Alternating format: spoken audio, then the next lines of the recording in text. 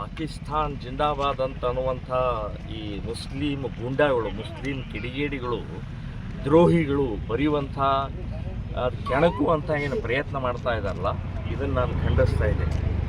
ಯಾರು ನಿಮಗೆ ಪಾಕಿಸ್ತಾನ ಬೇಕು ಅಂತನ್ನುವಂಥವ್ರು ಒಂದು ಸಲ ಹೋಗಿ, ವಿಕಾರ್ಚೋಟ ಪಾಕಿಸ್ತಾನ ಆಗಿದೆ. ಸಾಲ ಸೋಲ ಇಲ್ಲ. ಇವತ್ತು ಪ್ರತಿಯೊಬ್ಬರು ಕಳ್ಳತನ ಮಾಡಿ ದರೋಡೆ ಮಾಡಿ ಉಣ್ತಾ ಇದ್ದಾರೆ. ತಾವೇ ಬಾಂಬ್ ಹಾಕ್ಕೊಂಡು ಸಾಯ್ತಾ ಇದ್ದಾವೆ. ಸೊ ಅಂಥ ಪಾಕಿಸ್ತಾನ್ ಜಿಂದಾಬಾದ್ ಅಂತ ಹೇಳಿದ್ರೆ ಹೋಗಿ ಒಂದು ಸಲ ಗೊತ್ತಾಗುತ್ತೆ ನಿಮಗೆ. ನಾಯಿ ಹಂದಿ ನಾಯಿಗಳ ಥರ ಅಲ್ಲಿ ಜೀವನ ಮಾಡ್ತಾ ಇದ್ದಾರೆ. ಈ ಭಾರತ ದೇಶದಲ್ಲಿ ಅನ್ನ ತಿಂದು ಇಲ್ಲೇ ಹುಟ್ಟಿ ಇಲ್ಲಿ ಬೆಳೆದು ಇಲ್ಲಿ ನಮ್ಮ ದೇಶಕ್ಕೆ ದ್ರೋಹ ಮಾಡ್ತಾ ಇದ್ರಿ. ಅಂಥ ಬಿಡದಿಯ ಟೊಯೋಟೋ ಗೋಡೆ ಮೇಲೆ ಬರೆದಂಥವ್ರು ಯಾರಿದ್ದಾರೆ ಅಂತನ್ನುವಂಥ ನಿಶ್ಚಿತವಾಗಿ ಕಂಡು ಹಿಡ್ಬೋದು. ಯಾಕೆಂದರೆ ಎಲ್ಲ ಕಡೆಗೂ CC ಕ್ಯಾಮ್ರಾಗಳಿದ್ದಾವೆ ಇವತ್ತು.